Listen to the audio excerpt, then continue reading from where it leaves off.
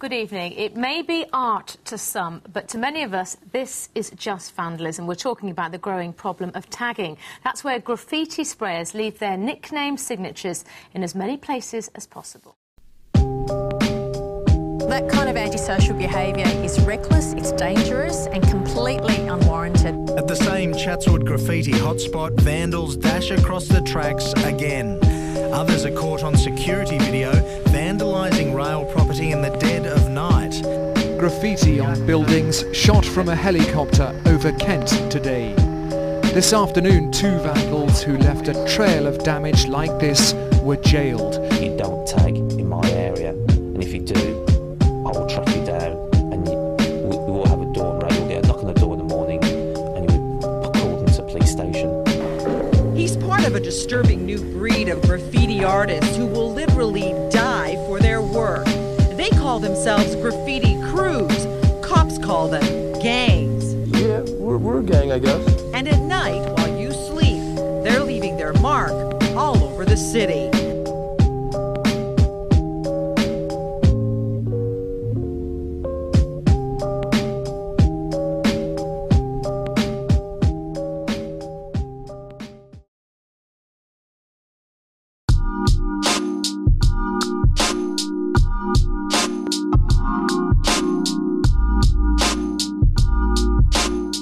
Using the term street art, but we knew it as graffiti. My interest in art started when I was doing A-levels, so art history was the only subject that I was really interested in. I mean, as a photographer, I find it very interesting because I record, it's almost like recording history.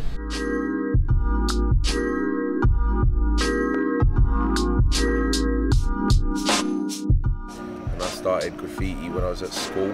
My friend Karina, she had an older brother and he obviously done graffiti. I never knew this.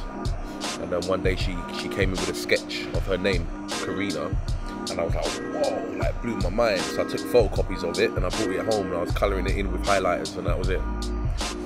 Yeah, that's what drew me to graffiti. And that you can develop, there's so many different levels to it. There's people that can do stuff with a spray can that you can't possibly imagine. So it's nice that there's there's always more you can do. It's always evolving.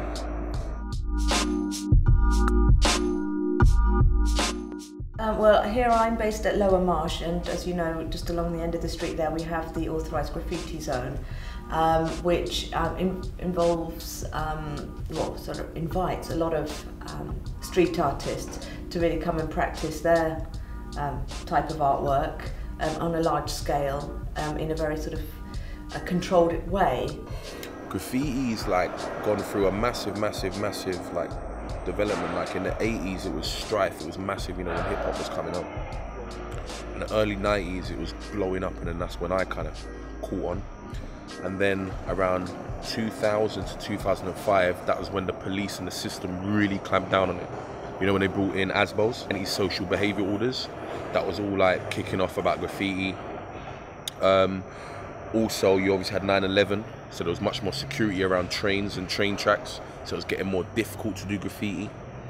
And it was just like a massive change in society around that time, and they started to clean up everything. So if a train had graffiti on it, they wouldn't run the train. They would park it just wouldn't run. It was like a zero tolerance. If there was any graffiti on the train tracks, it would just all be painted off like within a day. It was like, it was a war on graffiti artists. There's not really been a massive change. I mean, obviously the general trend is just to tag. So you've just got like words and stuff in graffiti, but occasionally when you do come down here, you do see a work of art. And I've seen some amazing art on the wall that's only there for about a week. I think street art that we get at the tunnel there, which is also known as the Banksy Tunnel, is quite interesting because it is street art and it's not just graffiti, it's not just rebellious tagging, it's actually, there's more to it. It's art in a public place. I know you guys are doing this thing about street art. What I'm talking about isn't street art, it's graffiti. You need to understand that. These guys here that I've got full-time jobs like myself now, yeah, okay, you could say I've kind of gone into the street art side of things because it's not damage. I'm not, you know what I mean? My style is more flowy, it's more sharp. I take my time with it. I'm sitting there, got a chair.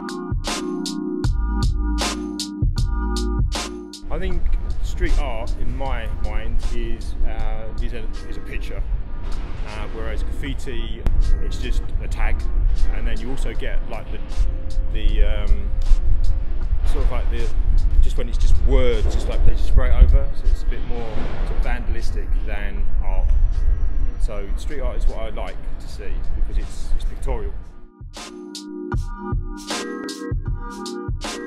I think if you ask most graffiti artists, like proper graffiti artists, they don't want their shit up in the gallery. They just want their shit on property. There's nothing better as a graffiti artist to say, see that brick wall, that bare brick wall, that is exactly where you want graph. You don't want it on something that's already painted. You want it on like a fresh, something that just jumps out at you, like it shouldn't be there. Does that make sense? As a graffiti artist, that's what gets you going. I couldn't really give a fuck about what he thinks or what he thinks about my work, but I care about what a graffiti artist thinks. I want people to be like, oh shit, that guy's everywhere, he's fucking up the place. That's what you want to know as a graffiti artist. Like I say, if it's art, generally people sort of turn the blind eye, but if it's just vandalism of just spray paint words and tags, then it's not. Graffiti is about damage. Graffiti is about writing on something and pissing someone off. Graffiti is about putting your finger up at the system and society. And now it's kind of got a bit arty-farty, it's not the same. It's not the same, that's my opinion.